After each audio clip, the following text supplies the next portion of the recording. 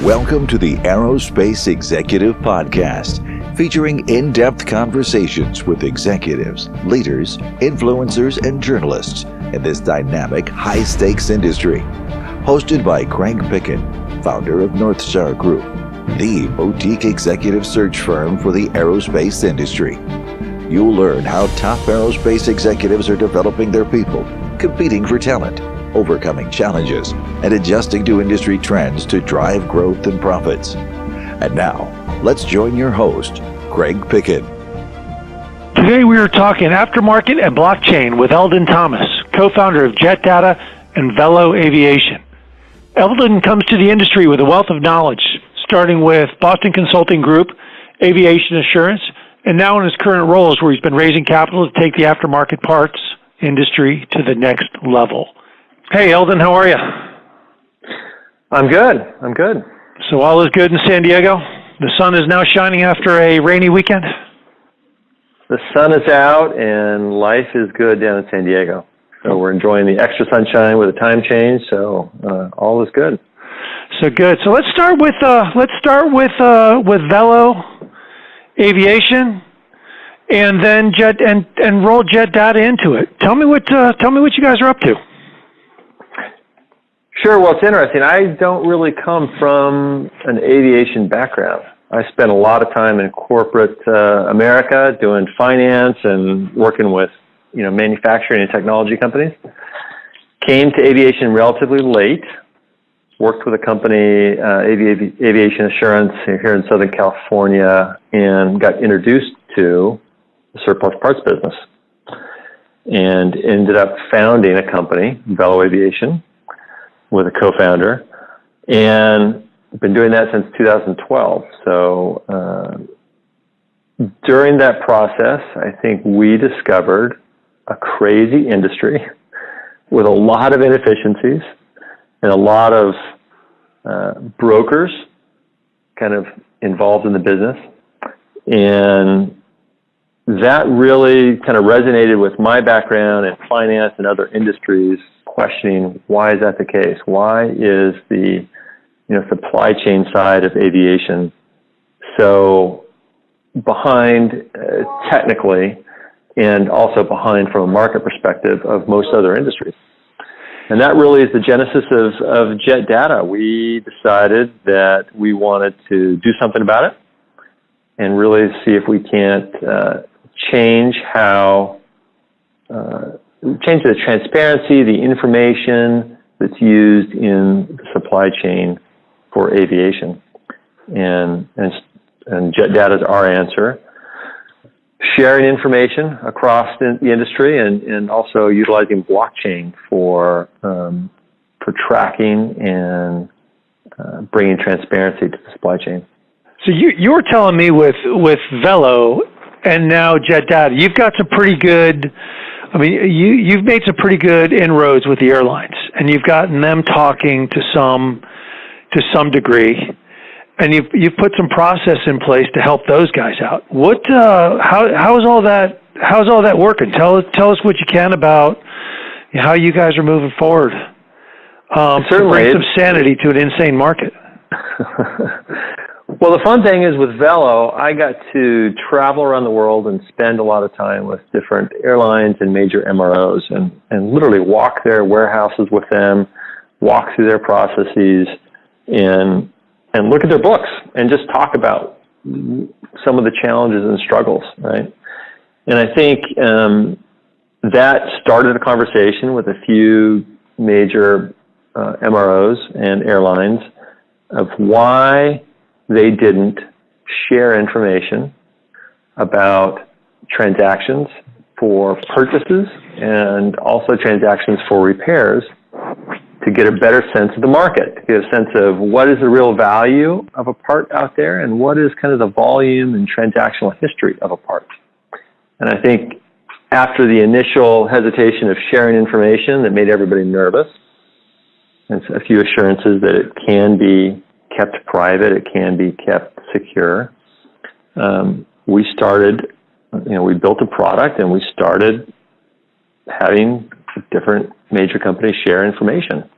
And what we found was it was very, very interesting to see the information on a application where somebody could look at it and determine the true market value of a part or the true market price of a repair order. And each of these different companies we worked with has been surprised. They found indications of savings that they had no idea. They found areas where they were too high, other areas where they were maybe charging too little. And I think it really opened their eyes to the possibilities that might come from, data sharing. And so we've got an application up and going. We've got, 800,000 transactions on it. And, wow. We're discovering new insights every day as we look at the data and really, dig into it. And now we're ready to kind of go the next level and, raise some money and introduce, blockchain to that as well. So what's happening? I mean, what's happening in the aftermarket arena? A lot of aircraft coming out of service, a lot of them being torn down.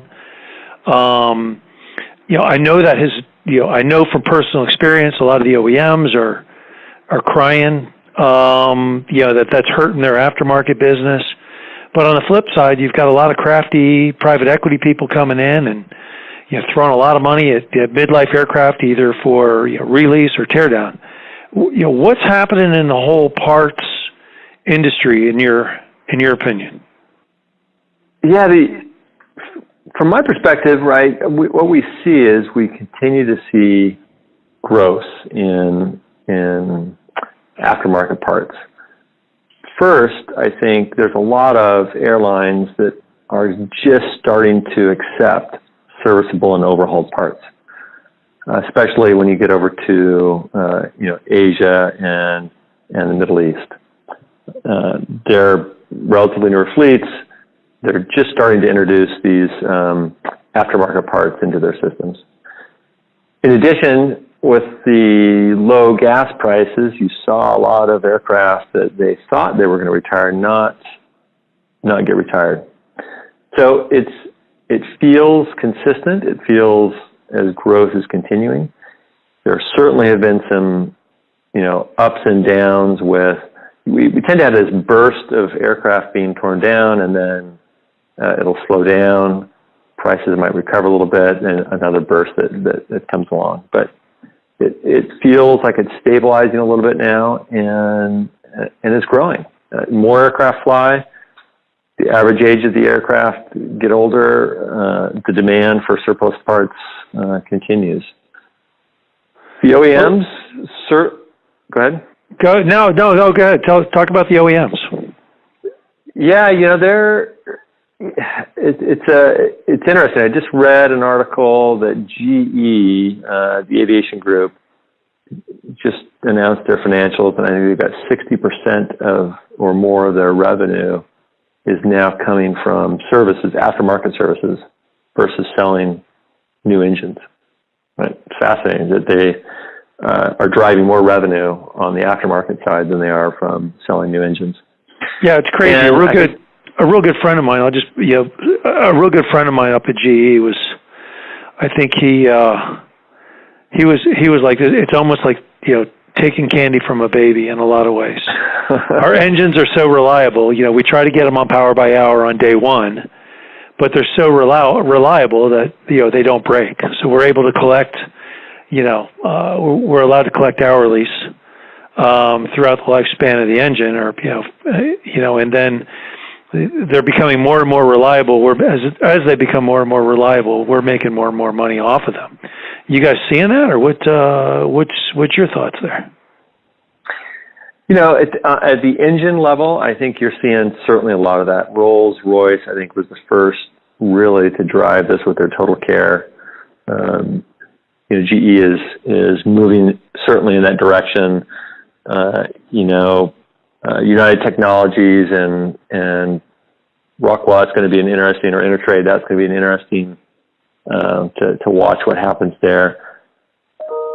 That model, I certainly believe, is a good model, and they should be looking to drive revenue from the aftermarket side and not push additional parts into the space. Right? It does create a challenge though, because if you're an operator, it creates an imbalance of power if you've got only one source or one option for a part, right? Rolls-Royce Total Care, it's a blessing and a curse. You have only one single person who you can deal with your engine, and that's it. Yep. Right? And sometimes that could be great, and sometimes that can be a challenge. So I think the operators and the airlines may begin to push back at some point. For them, I think it's better to have a few options. Obviously, for the OEMs, they like to capture the entire aftermarket and control it completely. But you're going to see each of the major ones continue to push in that direction. Again, we haven't seen an impact down at where we're playing. Demand continues to grow. There continues to be more and more demand for aftermarket parts, and I think the true control by the OEMs is obviously going to start the most expensive parts and work its way down. And so I think we're a few years off yet to really see an impact, kind of at the trading level of surplus parts. Right. Now, it's between the OEMs and the airlines and the leasing companies, it's always the cat and mouse game. I mean, the OEMs always they put a lot of money into, the products, a lot of risk-sharing partnerships, et cetera, so they want to capitalize on the back end.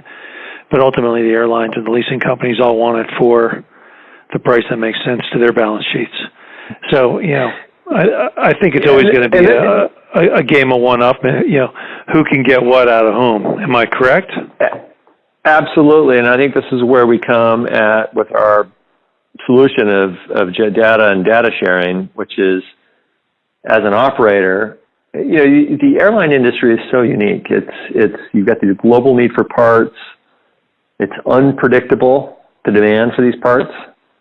You've got traceability on all these parts and certifications, and if you're missing a part, it's incredibly expensive. And so it is ripe in that scenario. It's ripe for people overpaying for insurance, have extra parts, overpay, overcharge for parts, and I think this is where the data sharing concept comes in. Is if the industry can share information across the industry, really find out what the best solution, performance, and reliability is across the industry, there's a lot of excess that can be taken out and a lot of savings that can exist. And it can put the balance of power back into the operators. Mm-hmm. Right? Because if they're dealing in their own little silo directly with OEMs, they're not really going to be in a position of power to negotiate great contracts. I don't think. Well, yeah, I mean, I think at the end of the day, too, you talk about the balance of power, and I was talking to some equity guys last week, and I said, hey, look, at the end of the day, everybody wants to make a little bit of money. You want to make money, your customers want to make money, their customers want to make a little bit of money, and it's a rising tide.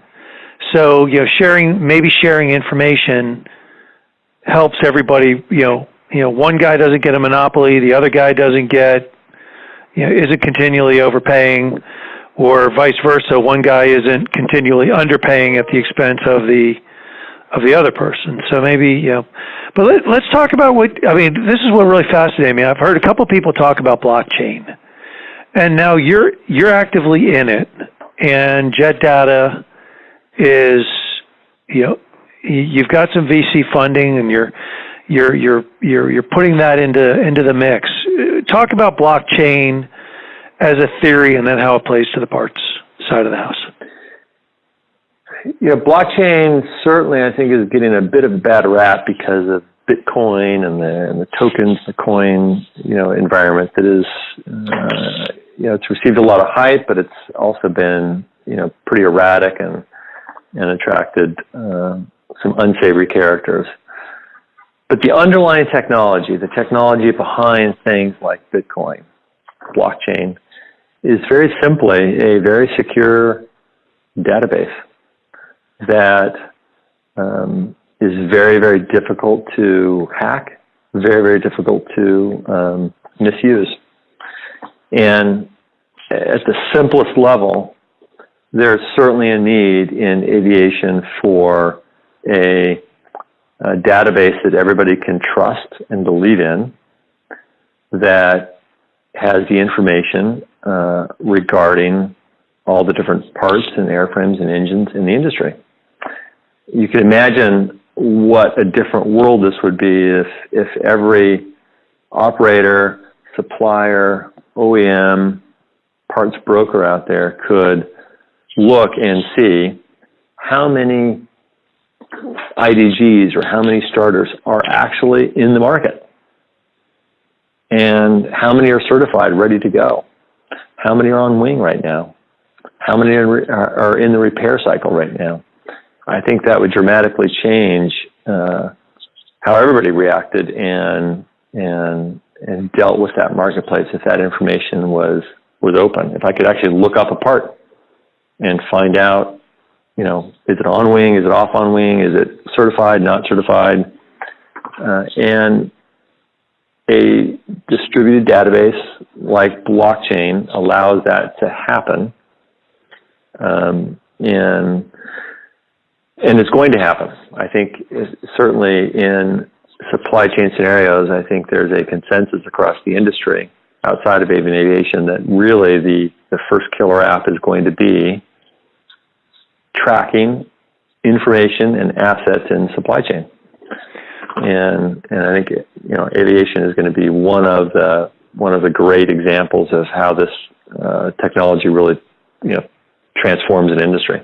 So basically, if I'm Boeing and I'm building a 737 MAX, every part that goes into that aircraft, whether it comes from Rockwell Collins or Liebherr or whomever, UTC Aerospace, gets assigned a blockchain code, which gets loaded into the database and ultimately gets put on an airplane serial number. Am I correct? And then through the lifetime of every part, it is tracked or trackable. And so then imagine as that aircraft gets delivered, every time there's a further event with that aircraft, be it the engine, be it the airframe, be it any of those parts, that event, it could be a repair, it could be a removal of a part, it could be an incident, it could be just each trip. It could be the weather patterns, it could be all things that happen with those parts that are associated with that aircraft, gets recorded. So there becomes a history that is open and transparent to everyone, that can't be changed. And it's amazing if you think about the idea of returning an aircraft off lease or trying to buy and sell an aircraft or even an engine, that you literally pull out a box of paper and then walk through that aircraft or that engine, checking to make sure the different serial numbers happen to be on that aircraft still, and see if you have the right piece of paper in a box in order to finish that that transaction. I mean, whereas now with a blockchain, if the blockchain theory is used, you can literally take that airplane, bring it up, just bring it up on a computer screen, and you can see every part number that's been traded, taken off it, put onto it, repaired, how much each repair cost. So literally now you're talking about a whole new playground with regards to reliability, maintainability of parts, on-wing service, cost of life cycle, or I should say cost of ownership of that aircraft, minus fuel and pilots from a maintenance standpoint, etc. And literally airplanes can now be redelivered in 10 minutes versus 10 weeks. And you're talking about the Holy Grail, which I think we're going to get to, but I think it all is going to start with some individual parts. I think the first things that are going to go into the blockchain are literally just pick one part number for one type of aircraft. And we start tracking the certifications for that single part number. Prove that this technology works, that it's easy to use, and that it starts to create value. And as that starts to expand pretty quickly, additional part numbers, additional layers of information around those part numbers. First, maybe it starts with, let's just have a digital 8130 or Form 1 certification for a part that anybody can go and verify that part number and that serial number has this certification associated with it, right? Instead of today a piece of paper, right? That's the start. And as you build that database of parts, that starts to get associated with an airframe or an engine, and that starts to create that history over time. And so absolutely, that starts to change the industry. Who's got the most? I mean, who's got the most upside from a monetization part, from the monetization side of blockchain? Who wins in this whole thing? Is it the guy or girl that creates the company that creates the database? Is it everybody that wants to play it? Who can monetize? Is it the first person that comes in to the industry with the right blockchain product? Or is it Airbus and Boeing or the OEMs that take care of it for their own airplanes and everybody else kind of feeds off of it? I believe there's kind of when we talk about the supply chain in aviation, there's two kind of different worlds, right? One is take Airbus or Boeing. They're both working on blockchain type of applications, but they're really just focused on them manufacturing that aircraft. So they're looking at all the parts and tracking all the different components that come into the building of that aircraft, right? Then there's a second supply chain, which really involves everybody in the industry. Once that aircraft gets delivered and it's then operated over the next 20 or 30 years, it's operated by many different people potentially. It's worked on by many different people in the industry. Parts come in and come out of it. It's really that second piece. It's tracking and keeping the right records during that 30-year history of the aircraft versus the manufacturing of the aircraft that we're talking about. I think the real winner is, in the long run, is going to be the operators. The operators have some very simple calculations, right? They've probably got $30 to $40 billion worth of spare parts on their inventory right now that 30 to 40% of that is probably unnecessary or outdated or old that they shouldn't have on their books. They should have never gotten on the books. If the industry was transparent, if it was easy to make transactions and to pool parts and to exchange parts across the industry, there wouldn't be the need to have so many surplus, insurance policy parts in every operator's inventory. That really, to me, is the biggest single change that will happen in this industry. Is we will be much more efficient. You don't need 5,000 parts to support a fleet of 1,000 aircraft if everybody's working together, right, and sharing information across the industry. Yeah, no, I've heard horror stories of some of the aftermarket guys. Some of just some of the USM providers, and monumental write-downs on equipment, on parts. They're like, oh my gosh, we haven't bid this thing out, or we haven't quoted this thing in 5 or 6 years. It's slow-moving material. What are we still doing sitting on it? And next thing you know, they're taking $10, $20, $30 million of write-downs, and they're scratching their head, going, "What the hell are we doing?" So I take what you're saying is this could eliminate that whole, or a big portion of this whole problem. And imagine for an airline if they could look by airframe or by engine type, and they could see the trend of what's happening for the average pricing of parts associated with that airframe or that engine. Here's the general trend. Here's what's coming down. Here's what's happening. We can see where the price is moving. At what point does it make sense for you as an airline to reduce your inventory levels? At what point does it make sense not to repair anymore, but to go buy out on the market? How do you manage all this inventory that you have for this fleet? Today, they do it with no information. They can't really, they have people on the phone getting quotes and emails, and they put some of those quotes and emails in the system. but they really have no information to truly manage, plan, and be efficient about the spare parts that they have, in these, 500,000-600,000 square foot warehouses around the world. And I walk these warehouses with the airlines. It's unbelievable to see the inefficiency, the overspending in that market because they don't have any information. And you can't blame them. They have no information. They don't know. So buy the part, put it in there, make sure we don't have a problem. Yep. I don't know what's out there. I can't find it. I can't transact very easily.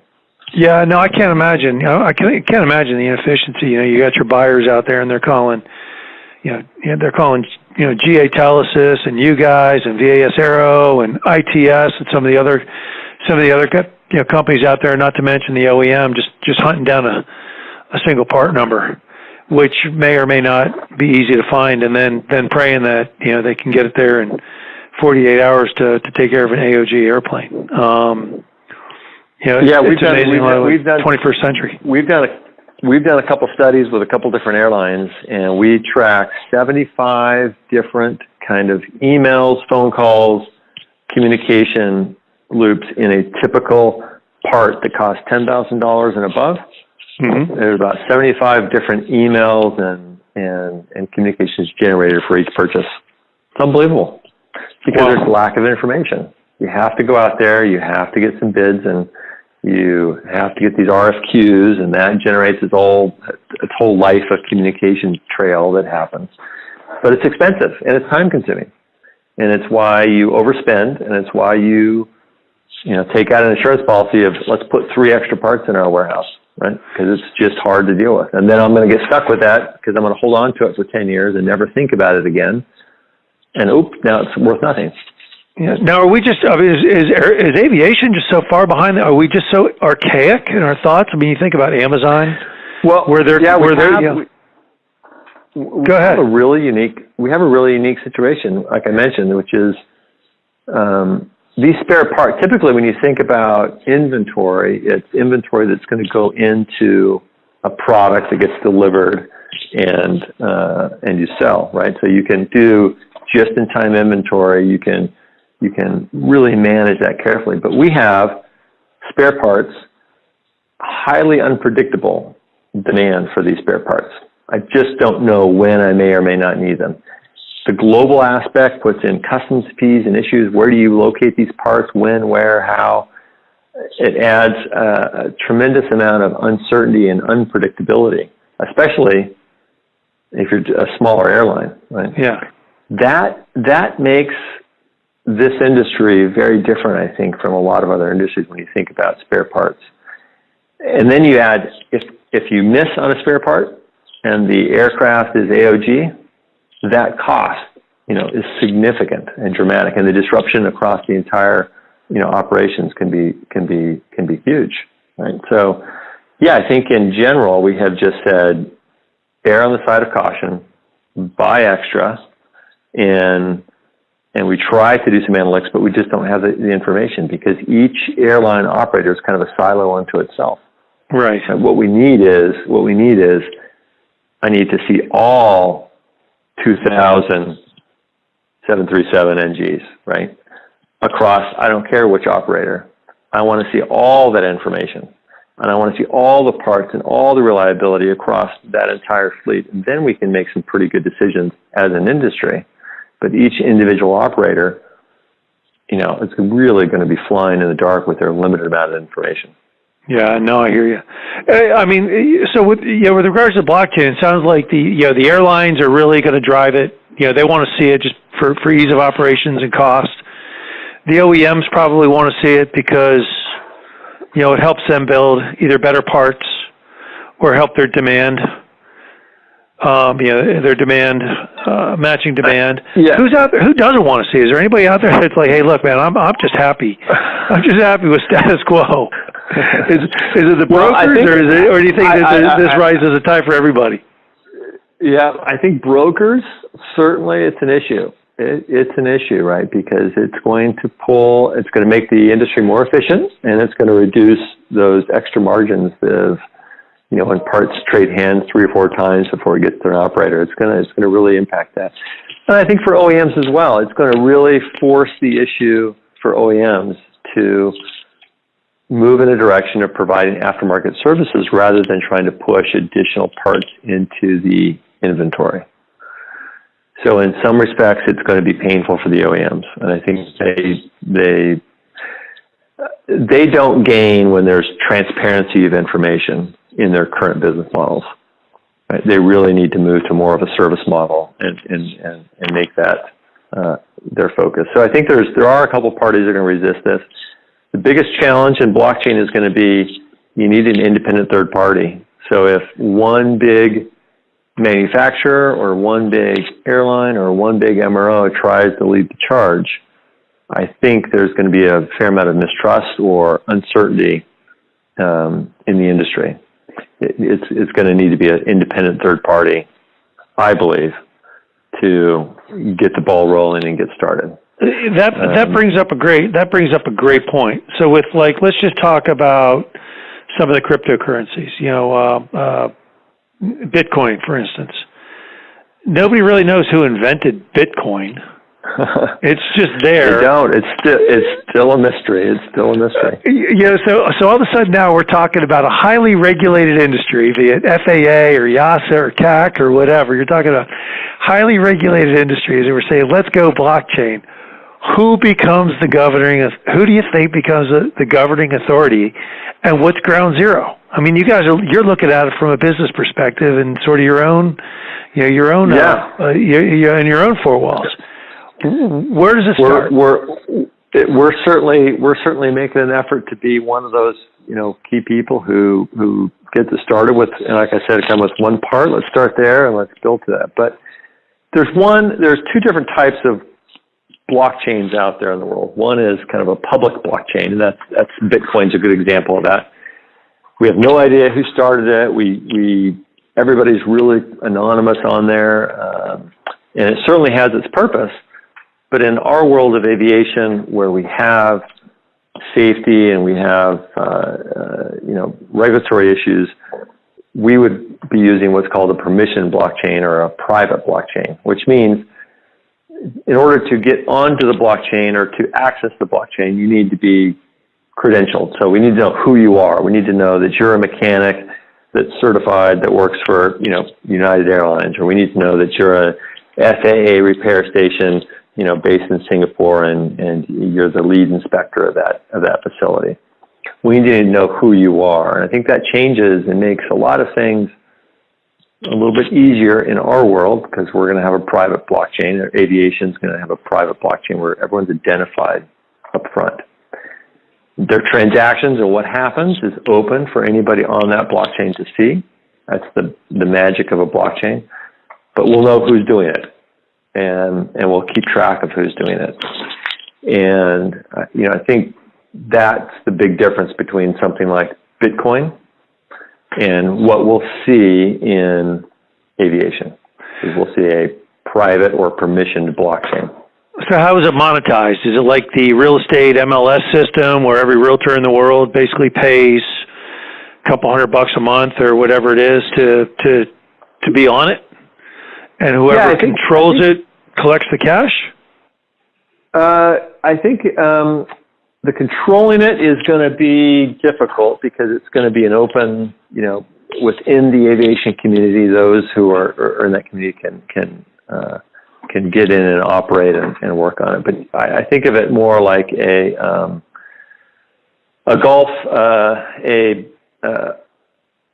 private golf course. So private golf course charges some membership fees. You might pay a membership fee to join the golf course, and then there might be some fees to to buy your Budweiser, to buy your hamburger, or to rent a golf cart to make it easier to move around that golf course, right?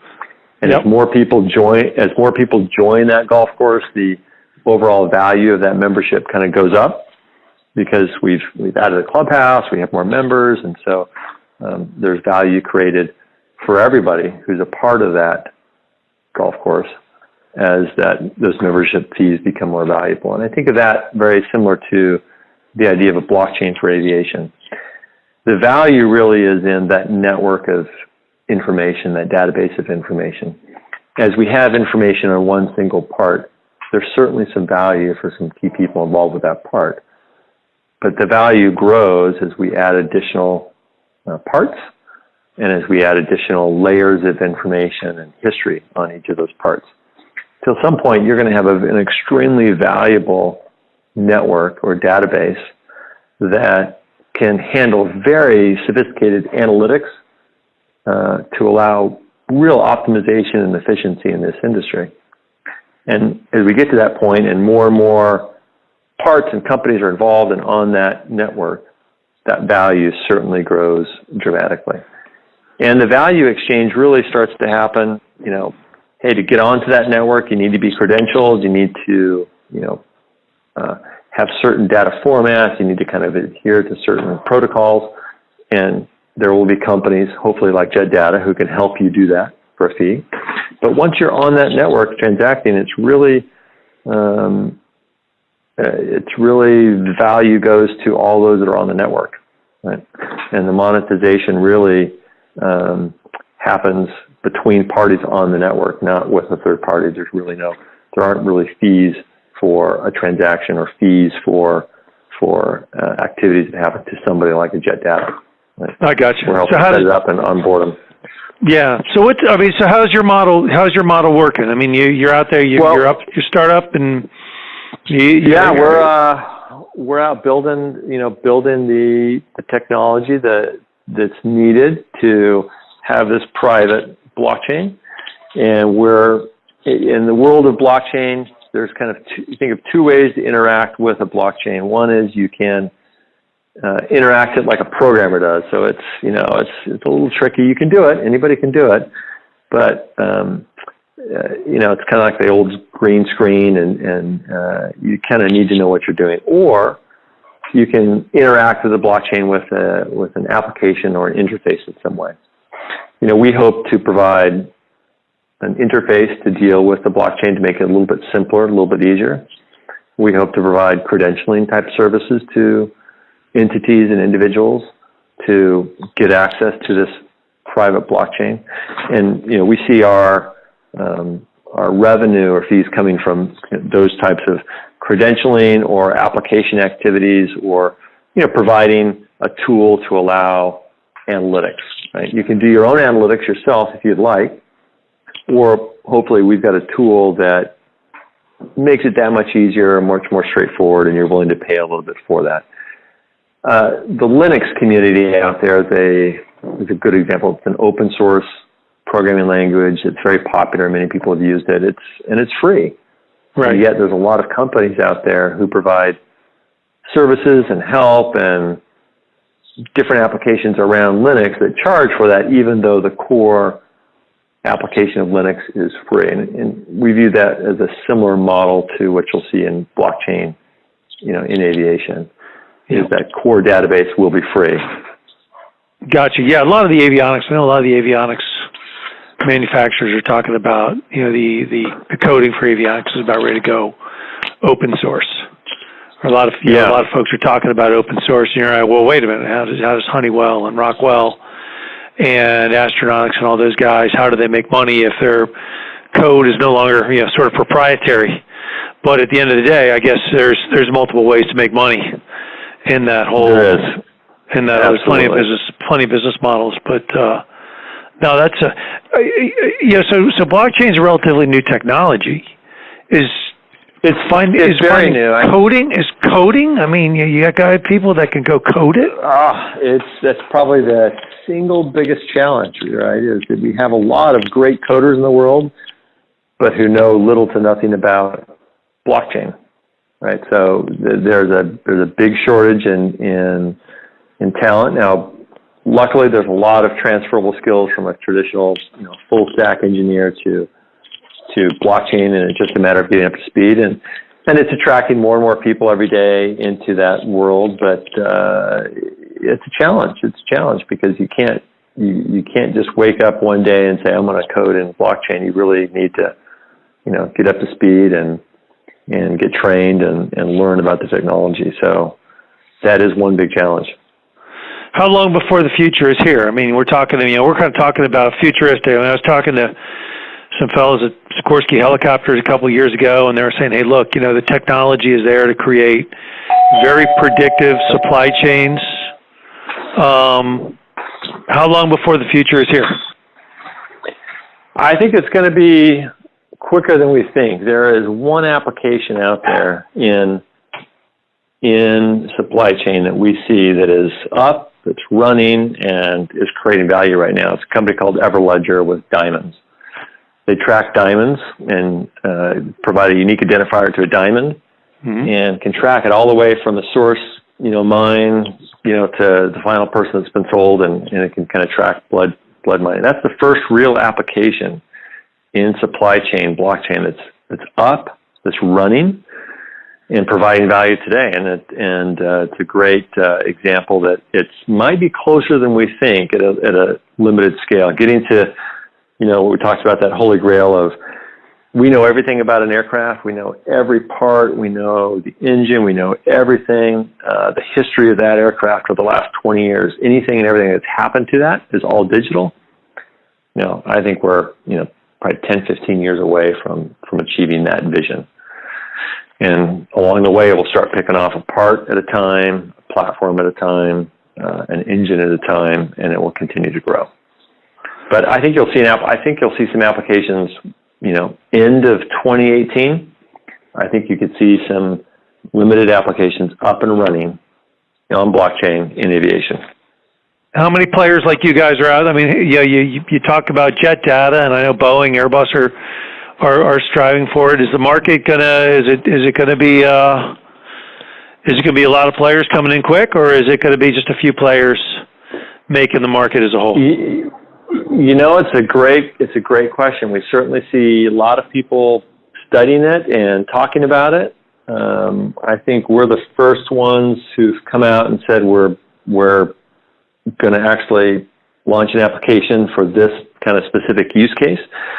There's a few blockchain applications that have been focused on the ticketing and revenue side, but we haven't really seen a private company yet kind of attempt at what we're doing. Now, that being said, I'm sure as we get more public out there, I'm sure there are going to be a variety of folks that kind of come out of the woodwork and attempt to come out to the market. But right now, it's like you said, it's relatively new. I think a lot of people are getting their heads around it. It's technical. You got to have a lot of expertise in aviation to really, attempt it and go after it. And so if you don't understand the industry, it's hard to just go start a company in it. Right. Yeah, you've got a pretty good. How'd you get into the crazy world of aftermarket? Coming from Boston, did you have did you have a memory, kind of a memory lapse or something that? Yeah, I did. I got recruited to a company out in Southern California that was at an old Air Force base, and they did some aircraft maintenance, and they had a parts business, and I helped them with more of a financial transaction, raise some money and buy out a joint partner, Pratt & Whitney, and through that experience, got to see the books and got to see the details of the parts industry and realized that there was something there. Met my co-founder, Greg, who had been in the business for a while. And, as we looked at it, I said, wow, there's so much confusion and so much lack of transparency that you could just go start a company and be successful at this. And that's what we did. We went and started. Wow, really, we could just start up a company and begin, buying and selling parts. I make it sound easy. It was a lot of hard work, but it still was, to me, emblematic of the problems of the industry, that I could just go start a company and become relatively successful in the parts business. Right. A lot of market inefficiencies leave a lot of gaps open for people to come in and sort of capture a little piece for themselves. Yeah, after spending time in the hard drive industry and big technology companies, I have a lot of friends that say, "You're doing what now?" Like parts, the airplane parts, and it's a fascinating industry. I love it. It's crazy. It's dynamic.